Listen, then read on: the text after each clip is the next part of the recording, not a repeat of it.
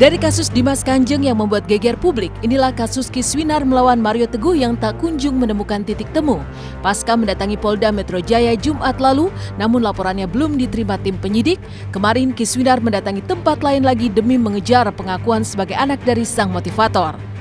Didampingi Ferry Amohorsea sebagai pengacara, apa yang membuat Kiswinar dan sang pengacara ngotot ingin mengetahui alasan Mario Teguh mengundurkan diri dari acara TV yang dibawakannya? Benarkah ada maksud lain dari Kiswinar selain ingin mengetahui alasan dibalik keputusan Mario Teguh mundur?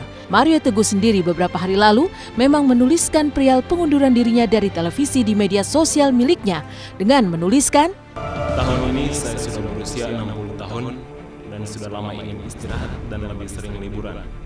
Pacaran dengan belahan jiwa saya dan dengan polemik yang saat ini ada di publik. Keputusan untuk istirahat saya dari pelayanan via layar televisi kami segerakan." Meski sehat. Alhamdulillah sehat, makasih ya. Siang. Ketemu. Semangat Kiswinar. Makasih. Kita mau tahu ini penyebabnya apa? Karena di Instagram itu berdasarkan pengunduran diri. Tapi kita mendapat info dari sumber-sumber yang dipercaya bahwa program itu memang dihentikan oleh TV. Yang saya baca di dalamnya itu unsurnya kira-kira redaksinya persis saya lupa, tapi bahwa karena situasi sekarang ini, kemudian untuk supaya Pak Mario fokus dengan masalah ini, makanya dia mengundurkan diri dari acara. Jadi bukan dipecat atau kontrak habis atau apa. Kedua, saya juga lihat sendiri itu yang dikirim fotonya, surat pengunduran diri. Ya, itulah buktinya. Kita minta suratnya. Suratnya berbentuk tertulis tentang pemutusan itu. Harus ada, kita minta.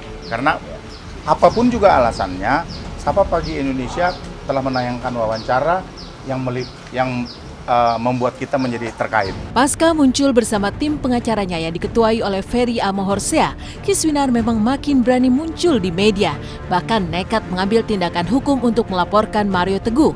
Ibu Aryani Sunarto yang semula memilih diam dan tak ingin tampil, juga pada akhirnya muncul di hadapan publik saat bersama Kiswinar mendatangi Polda Metro Jaya Jumat lalu. Tapi apa yang membuat laporan Kiswinar dan Ibu Aryani pada hari Jumat lalu justru belum diterima oleh pihak Polda Metro Jaya? Benarkah laporan Kiswinar yang ingin memperkarakan Mario Teguh ternyata ditolak? Mau bikin laporan benar, datang ke Polda kan, ke SPK bikin laporan, tapi kok ternyata ya gagal, tidak ada LP-nya.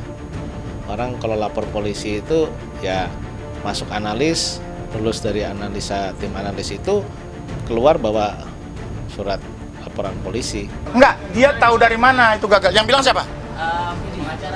Pengacaranya Mario Teguh. Tanya sama dia. Yang bilang gagal siapa? Hah?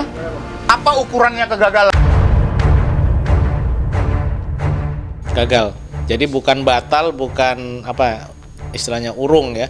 Urung itu kan mengurungkan diri, artinya tidak jadi. Batal itu tidak jadi. Kalau ini tidak ditolak. Biar aja, kita nggak perlu urusan sama dia kok. Somasinya aja nggak saya tanggapi kok. Malah saya somasi balik dia. Insya Allah hari Selasa, kalau Tuhan berkenan, hari Selasa kita udah bikin LP untuk pencemaran nama baik 310 311.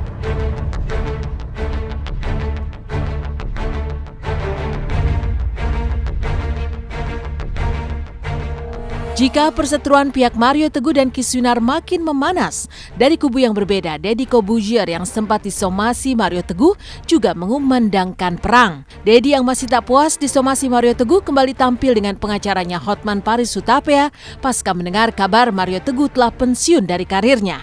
Benarkah Deddy dan Hotman pun akhirnya mendeklarasikan kemenangannya atas pihak Mario Teguh? Kami tidak tahu apakah itu mundur atau diundurkan.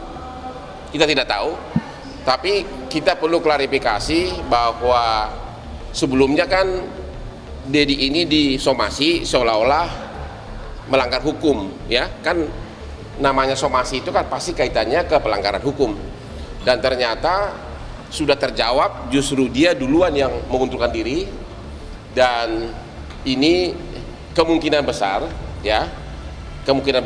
berkat strategi yang kita pakai.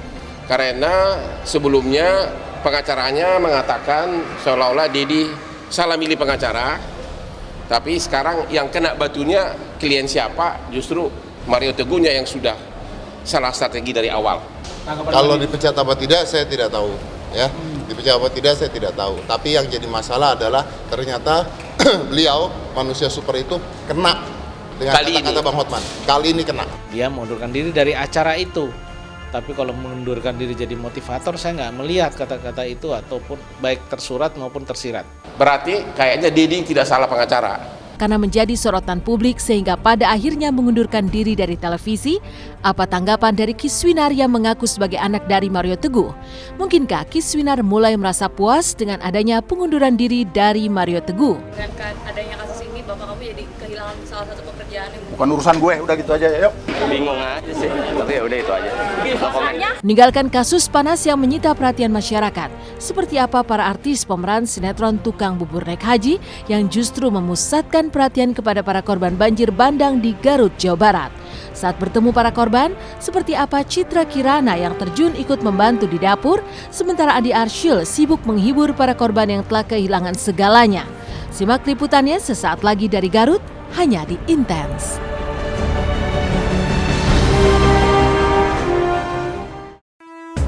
Peduli korban banjir bandang di Garut, Jawa Barat, para artis Tukang Bubur Naik Haji dan anggota Parsi turun ke Garut untuk membantu para korban kemarin. Lalu seperti apa Citra Kirana yang turun ke dapur umum para pengungsi? Benarkah Andi Arsyil pun menghibur para korban dengan melawak dan menyanyi bersama artis lain?